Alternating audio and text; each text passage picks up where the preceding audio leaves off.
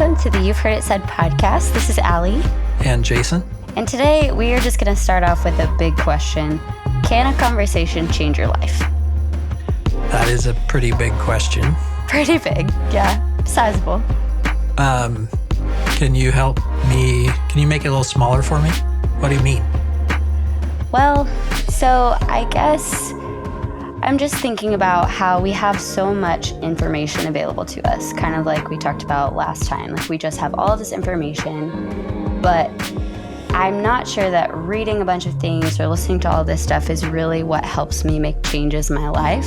I think that it's conversations, but not every conversation really tends to do that. So I guess what I'm wondering is there a different kind of power that comes from like hearing some information and processing it with other people versus just consuming that information by yourself?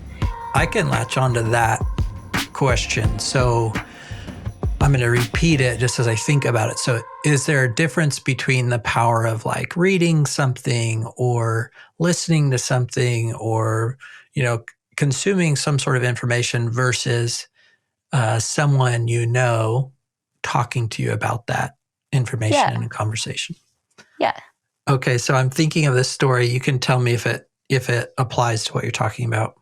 When I was like 13, I'm a teenager and, doing pretty well in school, getting good grades, and feeling that weird mix of like really insecure, but also way too sure of myself. And I would often get into a conversation with somebody and hear them say something that I didn't think was quite true. And so I just take the liberty to point out that what they said is not quite true. And in fact, here is actually what is true. You take the liberty to tell them that they were wrong, basically. Right. So I'm at my childhood house. I'm standing in the doorway to the back porch. And there's one of these kind of metal screen doors and it's swung open. And I don't remember what we're talking about, but I'm talking with my older brother. And he's like at the age where he's about to get married. And I'm 13. And I said something to him and I'm like correcting him, And he looks at me and he goes, Jason, you're pretty smart. And a lot of the time, you know the right answers. But I don't think people like to be told that they're wrong all the time. Oh. Just like, oh. There was something about him saying it to me, that information, that it was like a helpful wound that has stuck with me my whole life. So so when you say helpful wound, like help me understand, like what was your initial reaction? And like, do you think that actually did inspire you to change? I can't be sure that I remember my initial reaction, but when I try to remember, I think I didn't say anything. I think it just kind of caught me, off balance. And I've obviously held on to it all this time, not as something that's like, oh, I can't believe my brother said that to me. But that idea of a helpful wound, for instance, like when a doctor does surgery to remove a harmful tumor, they're giving you a helpful wound. It was kind of like that. Wow. So you've got me thinking about this idea now of conversations and, even these conversations that are almost surgical. And one person who is like better at that than probably anybody I know is Jeff Galley. And Jeff, Allie, He works with us at Life.Church. He's actually responsible for all of our life groups and life missions work. Basically, it's his job to help people be better friends to people. And he's really good at it. He's really good at it. Jeff just has this ability to ask these questions, that create those aha moments that you need to be able to solve the problem, often for yourself.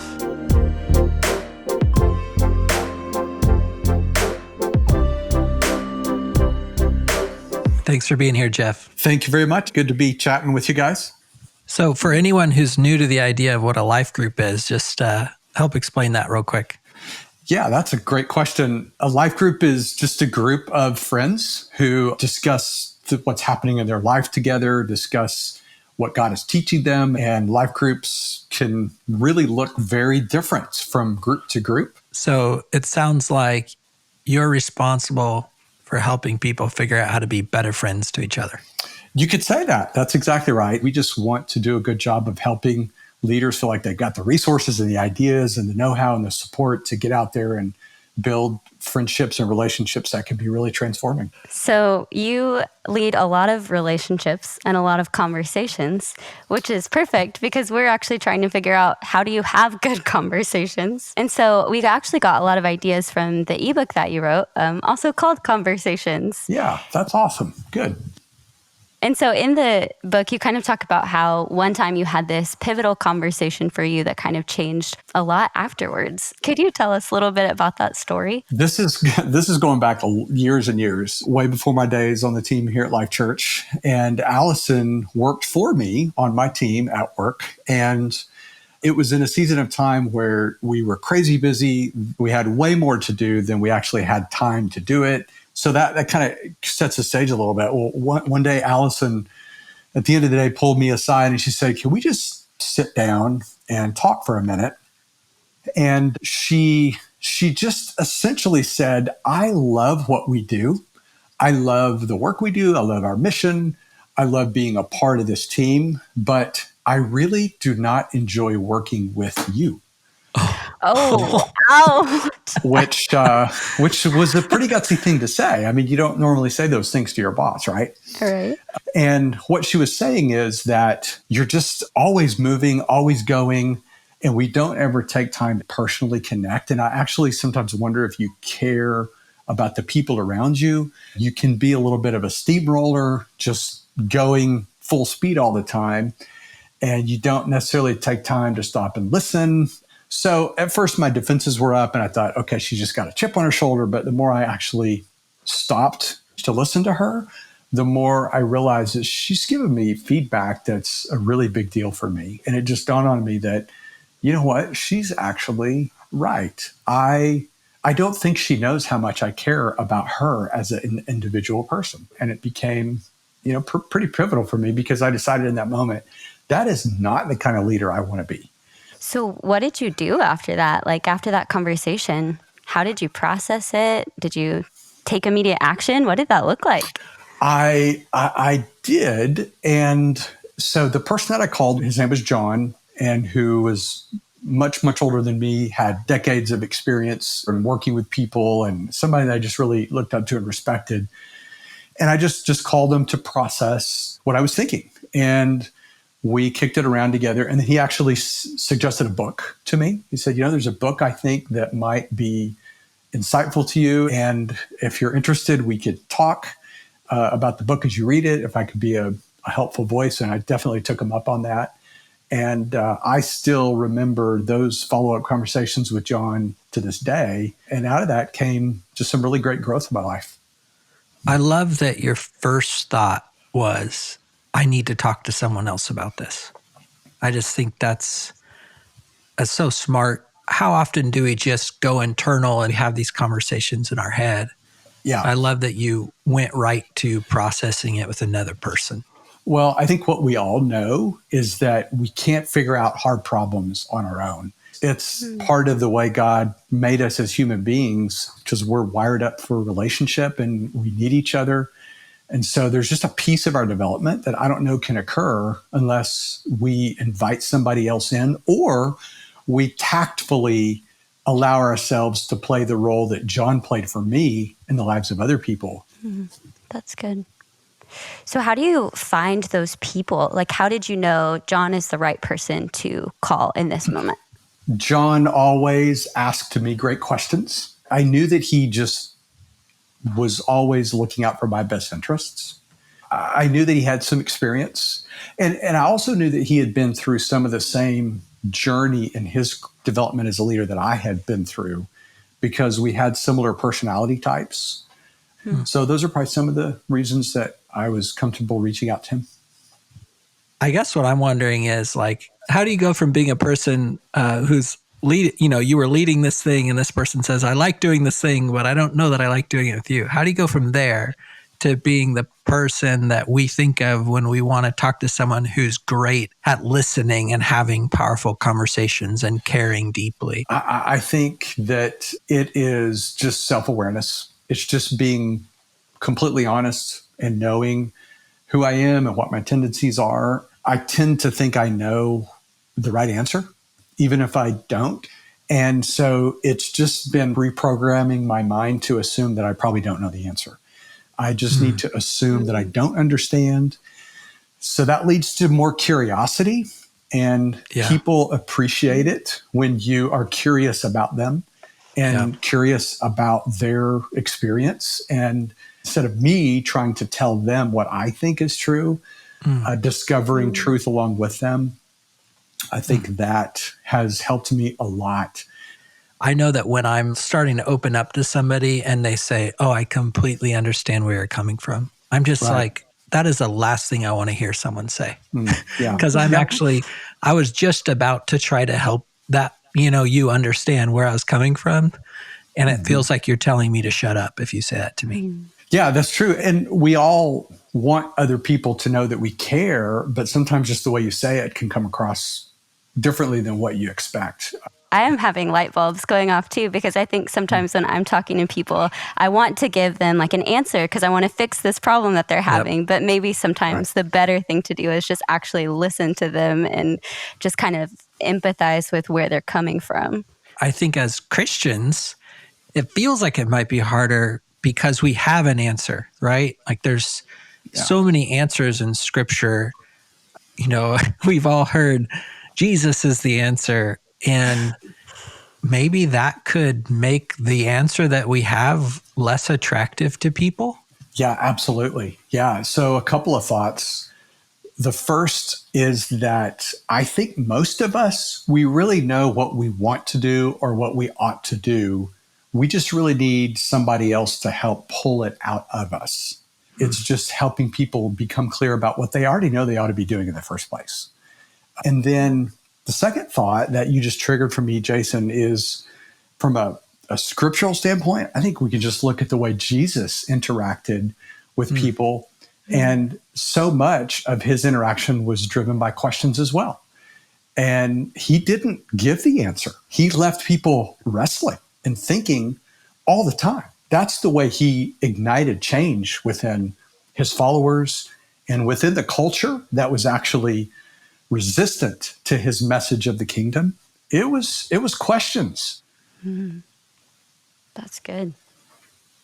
One thing I'm sitting here thinking about is considering, the circumstances in our world right now. People are heavily impacted by, this virus and our global response to it and efforts to recover or prepare or prevent. I wonder how this idea of conversations is going to maybe become even more important. Yeah, I think you're on the money, Jason. I think that's right, because a couple things are happening right now. We are having to make decisions in the midst of the most uncertainty probably that we've had to deal with in years. So that uncertainty just creates so much opportunity for personal reflection and for me to re-examine my values and my priorities. And everybody's feeling that right now. So it's, in a sense, everybody around us is ripe for really meaningful conversation. And maybe the best starting point for that is just a few good questions to start conversation. How are you feeling? What are you most worried about right now? What are you most excited about? Are there any things that have happened that were surprising to you? And then to let those conversations go where people want to take them. And trust, too, that God is working in every person. We don't have to play that role. It's not our job to create change in a person. God is working. All we have to do is just stop and listen and let God be a part of that conversation and not feel like we have to provide answers, but just let them reflect on those things and then step back and let God do what only God can do. That seems to be like an anchor to this whole idea of having a healthy conversation, that idea that you are not the answer to this person's problem. It's a being, it's God, and he lives inside of you just like he does this other person. I would say you could go too far to the extreme with that. There is a point, in particular, if you're playing a leadership role in someone's life. So with my kids as a parent, or if it's somebody at work and I'm trying to lead them through a decision or a problem they're trying to solve, there is a point where you have to lead a person to decide what they're going to do. Now, you don't have to tell them, but there is the other side of this where you say, well, what do you think you're going to do? And how can I support you in that? That's good. I was wondering about that too, because, it's so valuable to ask people questions, but sometimes you wonder, like, how many questions do I ask? What are the right questions that I should ask? And establishing that goal is really important. So I'm just curious, do you have an example of a time where you kind of did that? And could you kind of walk us through like how that conversation went? Yeah, 2 years ago, right before my daughter got married, she was moving her last personal belongings out of her room, her bedroom that she grew up in as a teenager. And she was going through the closet and she found a piece of paper that somehow got stuffed in the back of the closet from like 10 years ago.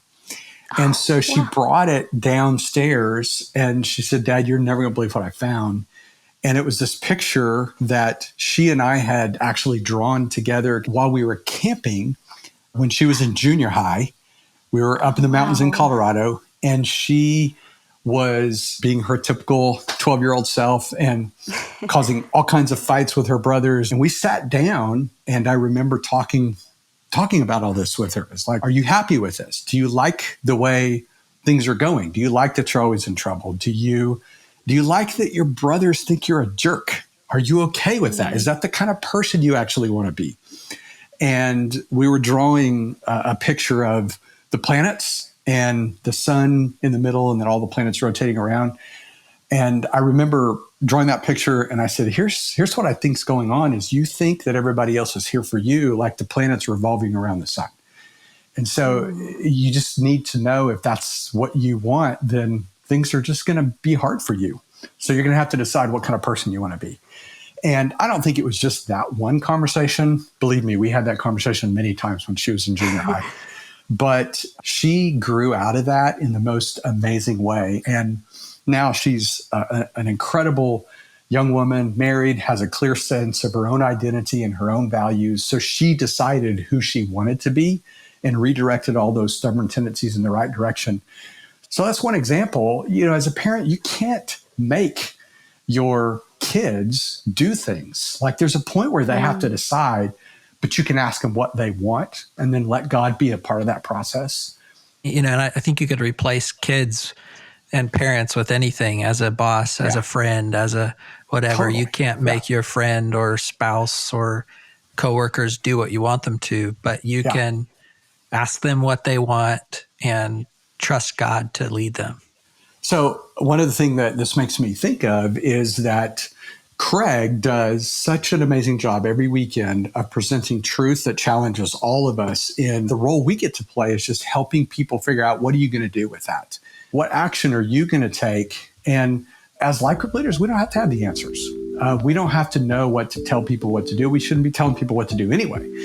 We just need to be catalysts for great conversation, great questions, and let people decide what they ought to do because God is already speaking to them.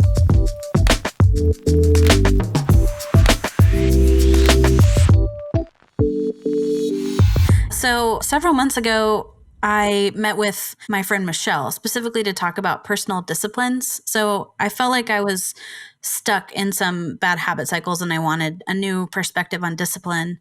And so the reason I asked Michelle is because when you think of someone who's disciplined, you think of Michelle, and she'd be really embarrassed that I'm telling you that. But she does CrossFit. She's a working mom. She has 2 boys who are like angels. Like one time I dog sat for them and their house is spotless. Who leaves their house clean when they go on vacation? Oh my gosh. Right? I know. Not even fair. Yeah.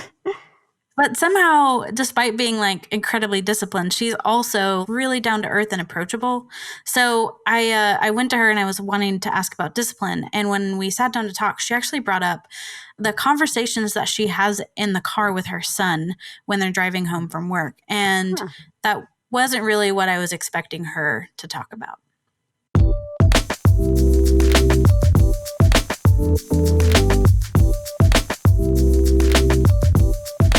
So every day when I pick up my son from school, he's 8 years old, I found that I would ask him the same question every day. Hey, how was your day? How was your day? How was your day, Truett? How was your day? And so after a while, he just started giving me the same answers. Good, Mom, it was good. It was good. It was good. So I just thought, well, this is a wasted opportunity because I'm bored of asking the same question. He's bored of giving the same answer. I need to be more intentional if I really do care about what he's learning and how he's feeling at school. I need to give as much effort as I want to get. So I really just looked for some really great questions to ask him. And so this is something I've started doing. I have a list of 50 questions and I keep it printed out in my car. And so every day when I pick him up from school, I ask him a different question. They're questions like, what's something that you heard today that surprised you? Or who did you play with today at recess? I mean, they don't have to be fancy. They're just questions that are going to invoke an actual, thoughtful, processed answer. Also, one thing that I always try to remember is it really isn't about so much the answer that he gives. It's more about being supportive of whatever he tells me. So I never want him to feel like I can't give my mom that answer because she's going to get upset. Or I can't give my mom that answer because I don't know what her reaction will be.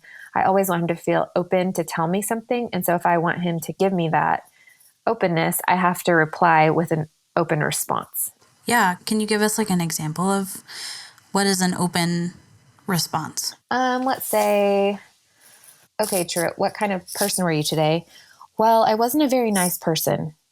And I'll just reply, oh, you weren't a very nice person? Like I literally just repeat what he says. 99% of the time, he'll keep talking. But if I'm quick to say, oh gosh, blah, blah, blah, blah, blah, blah, blah, and I just start talking about all the things that I think I want him to learn and tell him, then that's the end of the conversation. But if I just say, oh, you didn't feel like a very good person today? You felt pretty crummy? He'll just keep talking. But it's really about almost repeating what he says. Honestly, I found that that's the biggest tool in my toolbox is not giving too much input. I wonder, has this approach to asking intentional questions of your son, has it changed the way that you talk to adults and friends? Oh my goodness, yes. I'm a big advocate of if you ask the right questions, you're going to get better answers. And so I think it's really significant and worth the time, even before you go into meetings, to know what questions you're about to ask, because it's going to steer the whole meeting in a different direction. Like if you're going to go to dinner with someone that you're really excited to spend time with, don't just go to dinner not sure of what the conversation is. Like give 10 minutes of effort and think about what questions you might ask, even if they're just 3 questions. Yeah. So I wonder if you could talk about what power does a good conversation bring to relationships and to your life?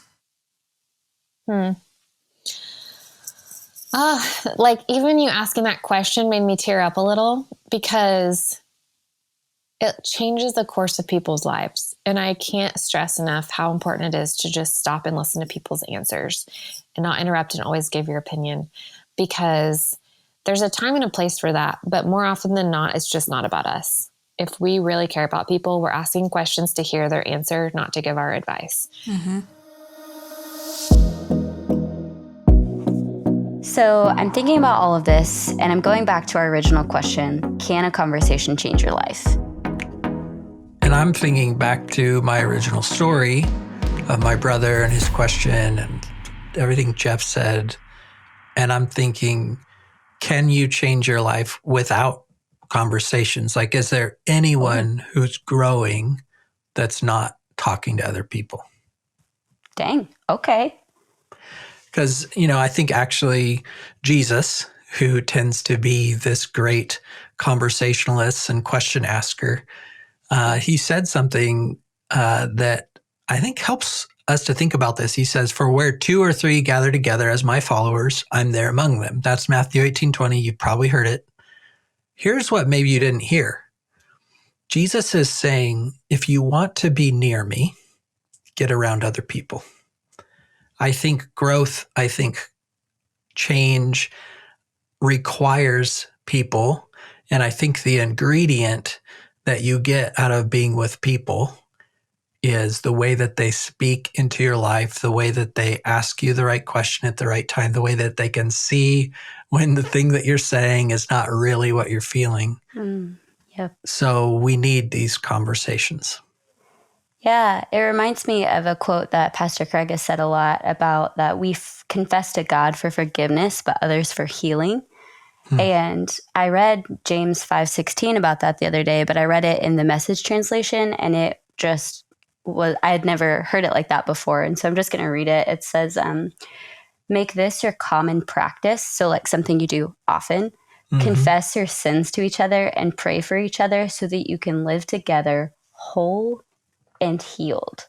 The prayer of a person living right with God is something powerful to be reckoned with.